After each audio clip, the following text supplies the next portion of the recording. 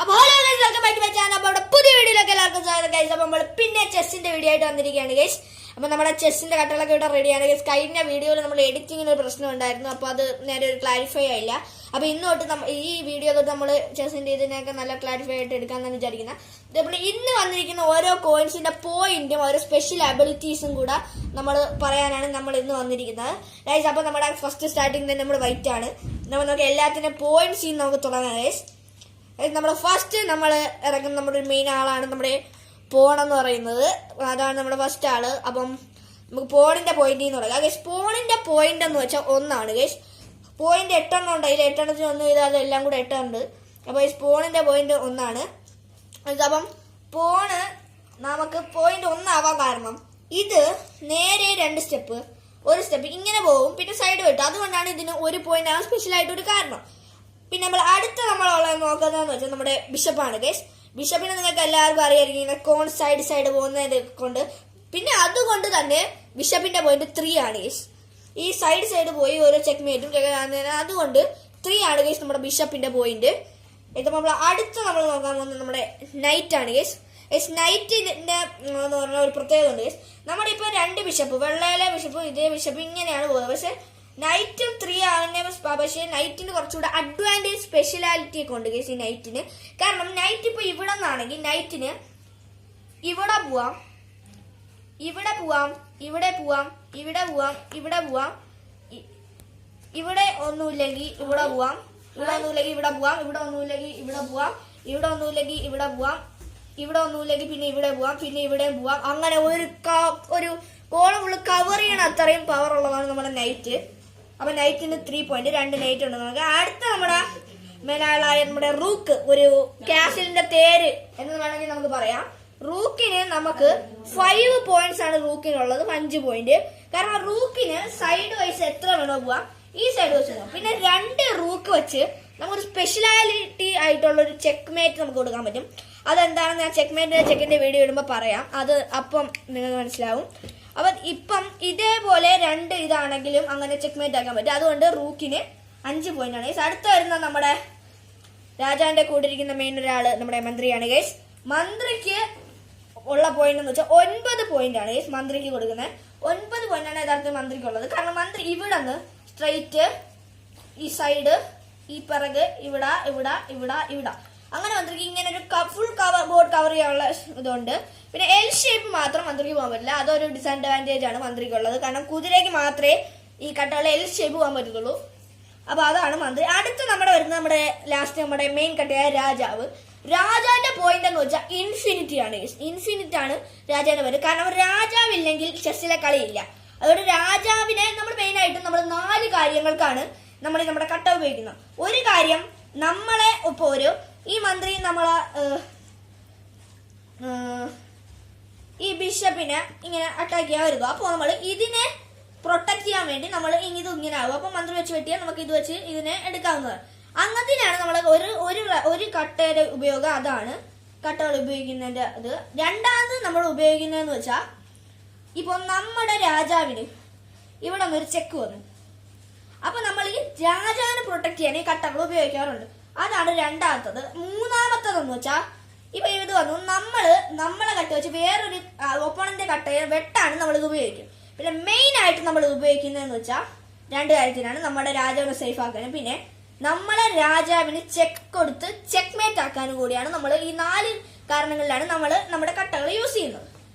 അപ്പൊ അതാണ് ഗൈസ് ഈ പോയിന്റ്സ് ഒക്കെ എന്ന് പറഞ്ഞാൽ അതാണ്. അപ്പൊ നിങ്ങൾക്ക് എല്ലാം മനസ്സിലായി തോന്നുന്നു. അപ്പൊ നമ്മൾ അടുത്തത് നമ്മുടെ അബിലിറ്റിയിലേക്ക് ഗൈസ് നമ്മൾ കിടക്കുകയാണ്. ഒരു സ്പെഷ്യൽ അബിലിറ്റിക്ക് വേണ്ടി ഞാൻ എടുക്കുന്നതെന്ന് വെച്ചാൽ, നമ്മുടെ സ്പെഷ്യൽ അബിലിറ്റിയുടെ ഫസ്റ്റ് വരുന്നത് നമ്മുടെ പോൺ എന്നാണ് ഗൈസ്. കാരണം പോണിനാണ് സ്പെഷ്യൽ അബിലിറ്റി ഉള്ളത്. അത് നിങ്ങൾക്ക് എന്താണ് ഞാൻ പറഞ്ഞുതരാം. ഇവിടെ 8 പോൺ ഇങ്ങനെ സ്ട്രൈറ്റ് ആയിട്ട് ഇരിപ്പുണ്ട്. ഇപ്പൊ നമ്മള് ഈ പോണ് നമ്മൾ ഫസ്റ്റ് ഇങ്ങനെ കളിച്ചു എന്ന് വെച്ചോ. നമ്മൾ 2 സ്റ്റെപ്സ് രാജാവിന്റെ ഫ്രണ്ടിലേക്ക് കൊണ്ട് കളിച്ചു. അപ്പൊ അയാളും അതേമാതിരി സ്ട്രൈറ്റ് ഇതേപോലെ കളിക്കും. അപ്പൊ നമ്മള് ക്വീനിന്റെ ഫ്രണ്ടിൽ ഇരിക്കുന്ന ഇതും ഇതേപോലെ കളിക്കും. ഇത് 2 സ്റ്റെപ്പ് കയറിയാണ് വന്നിരിക്കുന്നത്. അപ്പോഴാണ് നമുക്ക് ഈ ഒരു സ്പെഷ്യൽ അബിലിറ്റി യൂസ് ചെയ്യാൻ പറ്റുന്നത്. ഇപ്പോൾ അഥവാ അയാൾ നമ്മുടെ ഓപ്പോണന്റ് ഈ കട്ട വെച്ച് നമ്മളെ ഇതിനെ വെട്ടിയാൽ നമ്മുടെ ആ സ്പെഷ്യൽ അബിലിറ്റി അവിടെ വർക്ക് ആവാൻ പോവാണ്.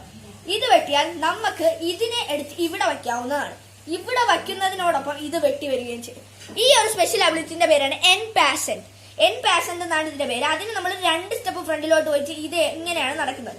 ഇപ്പൊ ഇത് വെച്ച് ഇതേപോലെ ഇവിടെ എവിടെ ചെയ്താലും അതിന്റെ ഇടയ്ക്കിടയ്ക്ക് കളിയിലൊക്കെ വരും. ഇതിങ്ങനെ വെട്ടുമ്പോൾ നമ്മൾ ഇത് ഇങ്ങനെ ആക്കുമ്പോൾ ഇത് ഇപ്പോൾ ഇങ്ങോട്ട് മാറുകയും ചെയ്യും. ഇതിനെ വെട്ടാനും പറ്റും. അതൊരു സ്പെഷ്യൽ അബിലിറ്റിയാണ് പോണിനുള്ളത്. പോണിന്റെ ഒരു മികച്ച സ്പെഷ്യൽ അബിലിറ്റി എന്ന് വേണമെങ്കിൽ നമുക്ക് പറയാം. അതാണ് നമ്മുടെ എൻപാസന്റ്. അതാണ് നമ്മുടെ ഒന്നാമത്തത്. രണ്ടാമത്തെ സ്പെഷ്യൽ അബിലിറ്റീസ് എന്ന് വെച്ചാൽ പോണിന്റെ അല്ല. രണ്ടാമത്തെ സ്പെഷ്യൽ അബിലിറ്റി നമ്മൾ പറയാൻ പോകുന്നത് റൂക്കിന്റെയും കിങ്ങിന്റെയും. ഇതിന്റെ പേരാണ് ഗൈസ് കാസിലിംഗ്. കാസിലിംഗ് നിങ്ങൾക്ക് കുറെ പേർക്ക് അറിയായിരിക്കും. കാസിലിംഗ് ഇപ്പോ നമ്മളെ ഈ റൂക്കിന്റെയും കിങ്ങിന്റെ ഡിസ്റ്റൻസിന്റെ ഇടയ്ക്ക് ഒരു കട്ടയില്ല. അത് അപ്പുറത്തെ സൈഡിൽ ഇതായാലും ഇപ്പുറത്തെ സൈഡിൽ ഇതായാലും ഒരു കട്ടയും ഇല്ല.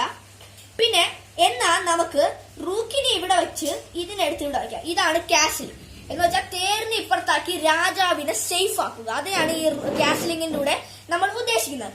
ഇപ്പോൾ അഥവാ നമ്മുടെ രാജാവും അതേ നമ്മൾ കാസിലിംഗ് ചെയ്യാൻ ഉദ്ദേശിക്കുന്ന തേരോ ഒരു തവണ ഇപ്പോൾ കാസിലിംഗ് ചെയ്യുന്നതിന് മുമ്പ് എപ്പോഴെങ്കിലും അനങ്ങിയിട്ടുണ്ടെങ്കിൽ, ഒരു മൂവ്മെന്റ് അനങ്ങിയിട്ടുണ്ടെങ്കിൽ പിന്നെ നമുക്ക് കാസിൽ ചെയ്യാൻ പറ്റുന്നതല്ല.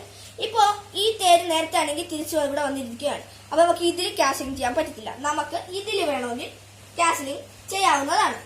പിന്നെ ഇതിൽ വേറൊരു പ്രത്യേകത ഉള്ളതെന്ന് വെച്ചാൽ ഈ റൂക്കിന്റെ ഡിസ്റ്റൻസ് 3 കട്ടയും ഇത് 2 കട്ടയാണ്. അപ്പൊ 2 കട്ടയുള്ളതിന് നമ്മൾ ചെയ്യുന്നത് ഇത് ബ്രൗണിന്റെ ഇതിൽ വെക്കും, ഇവിടെ ഇത് വയ്ക്കും. അപ്പൊ നിങ്ങൾക്ക് എല്ലാം കാണാൻ പറ്റുന്നുണ്ടോ എന്ന് ഞാൻ വിശ്വസിക്കുന്നു. ഇങ്ങനെയാണ് നമ്മൾ ഇതിൽ ചെയ്യുന്നത്. പിന്നെ ഇവിടെയാണ് നമ്മൾ ചെയ്യുന്നതെങ്കിൽ 3 കട്ട ഡിഫറൻസ് ഉള്ളെങ്കിൽ ഇതിനെ ഈ ബ്രൗണിൽ വെക്കും, ഇതിനെ ഈ വൈറ്റ് വെക്കും. അങ്ങനെയാണ് നമ്മൾ ക്യാൻസൽ ചെയ്യുന്നത്. ഇപ്പൊ നമ്മുടെ രാജാവ് അനങ്ങിയിട്ടുണ്ടെങ്കിൽ നമുക്ക് പിന്നെ ക്യാൻസൽ ചെയ്യാൻ പറ്റത്തില്ല. ഒന്നും വെച്ച് ക്യാൻസൽ ചെയ്യാൻ പറ്റത്തില്ല. അപ്പൊ നമ്മൾ അനങ്ങുന്നതിന് മുമ്പേ നമ്മൾ സേഫ് ആക്കണമെങ്കിലാണ് നമ്മൾ ഈ കാസിലിംഗ് ഉപയോഗിക്കുന്നത്. അപ്പൊ 2 എണ്ണമായി നമ്മുടെ പോൺ എന്നതിനെയും നമ്മുടെ കാസിലിംഗ് നമ്മുടെ രാജാവിനെ സേഫ് ആക്കാൻ വേണ്ടി ചെയ്യുന്നതും ആണ് 2 എണ്ണം ആയത്. അപ്പൊ നമ്മുടെ മൂന്നാമത്തത് ഒരു കിടിലം ഇതാണെന്ന് നമുക്ക് വേണമെങ്കിൽ പറയാം. കാരണം ഇപ്പൊ അതും ഈ നമ്മുടെ പോണിന്റെ ഇതാണ്. അതിന്റെ പേരാണ് പ്രമോഷൻസ് നമ്മൾ യൂസ് ചെയ്യുന്നതെന്ന് വെച്ചാൽ നമ്മുടെ പോൺ വെച്ചിട്ടാണ്. ഇപ്പൊ നമ്മുടെ ഇവിടെ ഇത്രയും പോണുണ്ട്, ഇവിടെ ഇത്രയും പോണുണ്ട്. നമുക്ക് 8 പോൺ, 2 ടീമിന് 8 പോണുണ്ട്. ഇപ്പോ ഇത് നമ്മൾ കളിച്ച് ഇവിടെ ഇത്രയും പോണുണ്ട്. ഇപ്പൊ നമ്മുടെ പോണ് ഇങ്ങനെ വന്നിട്ട് ഇത് വെട്ടിയൊന്നുമില്ല. ഇപ്പൊ പോണിന് ഇവിടെ വരുമ്പോ സാധാരണ ഇങ്ങനെ വെട്ടാറാണുള്ളത്. അപ്പൊ നമ്മൾ കളിച്ച് വരുമ്പോഴത്തേക്കും ചിലപ്പോ ഈ പോണൊക്കെ ഇവിടെ ആയിരിക്കും, മന്ത്രി റൂക്കും ഇതെല്ലാം ഇവിടെ ആയിരിക്കും, കുതിരയൊക്കെ ഇവിടെ ആയിരിക്കും. അതേപോലെ തന്നെ നമ്മളെ ഇതും ഇവിടെ ആയിരിക്കും, ഇവിടെയൊക്കെ ആയിരിക്കും. ഇങ്ങനത്തെ ഒരു ഇതിലായിരിക്കും ഇതുണ്ടാകുന്നത്. ഇങ്ങനത്തെ ഒരു ഇതിൽ ഉണ്ടാകുന്ന ഇത് ഇവിടെ ആയിരിക്കും,